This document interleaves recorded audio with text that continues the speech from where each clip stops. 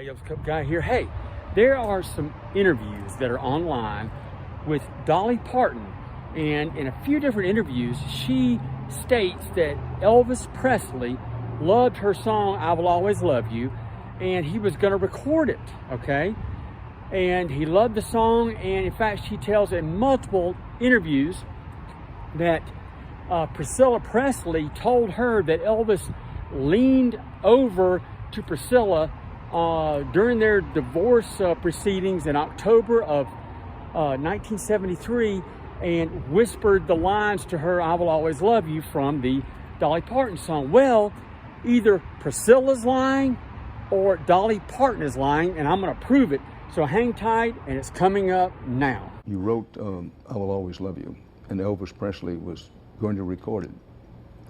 And suddenly you said, whoa, no. Tell me about that.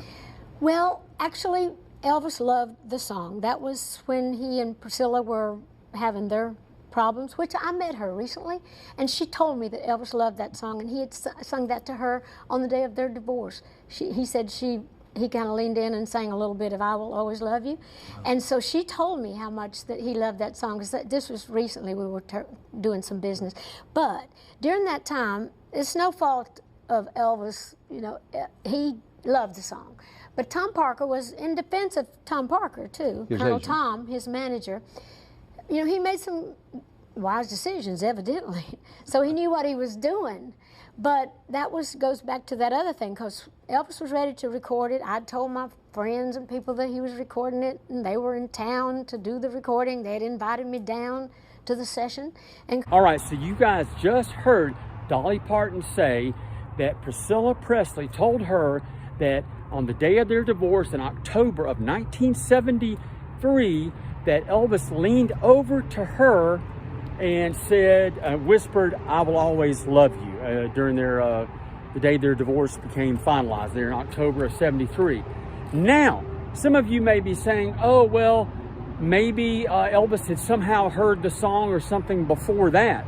Well, check out this next clip, and I'm going to prove to you that that's not the case. And like I said, either Dolly Parton is lying or Priscilla Presley is lying, or both of them are. So anyway, hang tight, listen what Dolly Parton says at the tail end of this interview coming up now. Session, and Colonel Tom Parker calls me the day before and says, now you do know that Elvis is recording your song, and you do know that Elvis don't record anything that he don't publish, or at least get half the publishing on. I said, really? Which is to say he would have the rights. He would have the rights, at least half of the rights to the publishing of the song. I said, I can't do that. This song's already been a hit with me, and this is in my publishing company, and obviously this is going to be one of my most important copyrights, and I can't give you half the publishing. All right, you heard that. Dolly Parton says that the song, I Will Always Love You, was already a big hit for her, and that was back in October of 73. But I'm ready to show you guys and show you proof that the song wasn't even released until early 1974, okay? So anyway, hang tight, and that's coming up now. All right, let's do some fact checking here. Elvis and Priscilla were officially divorced. It was finalized on October 9th, 1973. They filed for divorce on August 11th, 1972.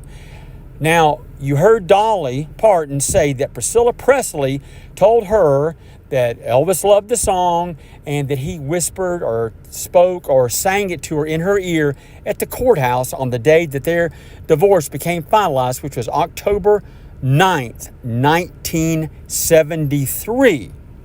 Okay? And as you can see here, I'm scrolling through, you can see some of the facts. So you can look this up. This is common knowledge, okay? Now, there they are at the courthouse, okay, on that day on October 9th, 1973, when Elvis Presley supposedly sang I Will Always Love You to Priscilla. It was a big hit at the time, right? Well, the song I Will Always Love You was not recorded by Dolly Parton until June 12th, 1973. And it wasn't officially released until March 11th, 1974. Now, the album that it was on, entitled Jolene, was released a month before, February 4th, 1974. But there is no way that Elvis could have sang that song to Priscilla in October of 73 when it wasn't even released until March 11th, 1974. And the fact that she told Colonel Parker she didn't want to sign Elvis over to, ownership of the song is because it was already a big hit. That is a lie. So who is lying? Somebody is Priscilla Presley or Dolly Parton, because there's no way Elvis sang a song to Priscilla 6 months before the thing was even released.